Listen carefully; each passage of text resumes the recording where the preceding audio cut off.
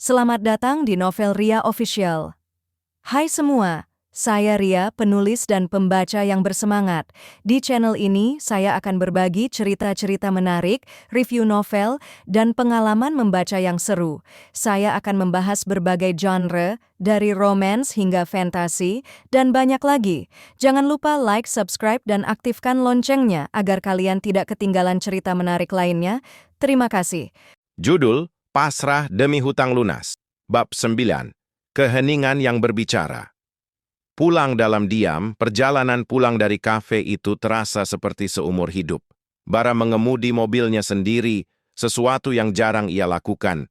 Keheningan di antara mereka terasa lebih berat daripada bentakan atau ancaman apapun. Bara sama sekali tidak berbicara, rahangnya mengeras, matanya lurus ke depan. Tetapi Ayu tahu badai emosi sedang berkecamuk di dalam dirinya. Ayu sendiri merasa campur aduk.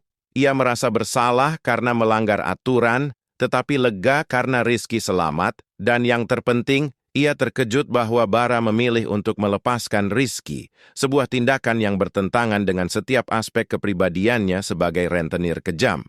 Setibanya di rumah, Bara langsung menuju ruang kerjanya dan mengunci diri, tanpa kata. Tanpa hukuman. Perubahan dingin.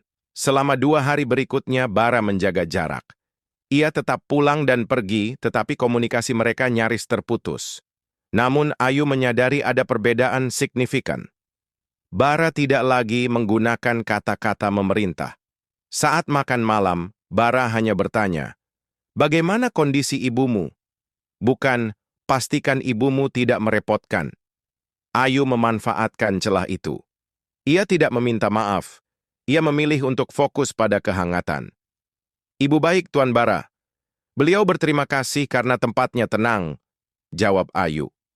Ia kemudian menambahkan, "Saya tahu Anda marah, tapi saya mohon, jangan jadikan pengorbanan saya ini sia-sia.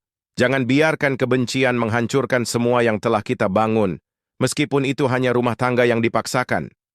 Bara meletakkan garpunya menatap Ayu. "Kamu bicara tentang apa yang kita bangun. Ini bukan kita, Ayu. Ini adalah situasi yang aku kendalikan." "Tidak," sanggah Ayu, suaranya lembut tapi tegas. "Anda tidak lagi mengendalikan ini sejak Anda melepaskan Rizky. Anda memilih janji Anda, bukan pembalasan. Anda memilih untuk tidak menyakiti saya, Tuan Bara." Kata-kata Ayu menusuk Bara. Bara bangkit dan meninggalkan meja makan tanpa menyelesaikan makanannya. Ia tidak membantah. Senjata baru Ayu. Kenangan melihat Bara yang sedang bergumul, Ayu memutuskan untuk menggunakan senjata barunya. Kelembutan dan kenangan yang jujur. Keesokan harinya, saat Bara sedang bekerja di ruang kerjanya yang terbuka, sejak insiden itu ia sering lupa menguncinya, Ayu memberanikan diri masuk. Ia membawa 2 cangkir teh hangat. "Teh hangat dengan madu. Untuk menenangkan pikiran," ucap Ayu, meletakkannya di meja. Bara tidak melihat ke atas. "Aku tidak menyuruhmu masuk." "Saya tahu. Saya hanya ingin bercerita sedikit tentang ayah saya," ujar Ayu pelan. Bara menghentikan aktivitasnya. Ia menatap Ayu dengan tatapan hati-hati. "Ayah memang ambisius, Tuan. Itu yang membuat ia terjerumus ke dalam utang dan mungkin melakukan hal yang fatal. Tapi dia juga orang yang hangat. Dia selalu menyenandungkan lagu yang sama setiap sore. Ayah saya sering bilang, hidup itu keras, Yu. Tapi kalau hati kita tidak dingin, kita selalu bisa menemukan jalan pulang." Ayu tahu ia mengambil risiko besar, tetapi ia harus melakukannya. Ia sedang mencoba meyakinkan Bara bahwa di balik pengkhianatan ayahnya ada kemanusiaan. Bara menutup laptopnya. Ia mencondongkan tubuh ke depan, siku menopang lutut, menutupi wajahnya dengan kedua tangan. Ketika ia menurunkan tangan, matanya terlihat merah. "Kamu ingin aku memaafkannya? Setelah semua yang dia lakukan pada keluargaku?" Suara Bara bergetar. "Saya ingin Anda memaafkan diri Anda sendiri," balas Ayu. "Saya tahu Anda membangun kerajaan ini di atas kepedihan dan amarah.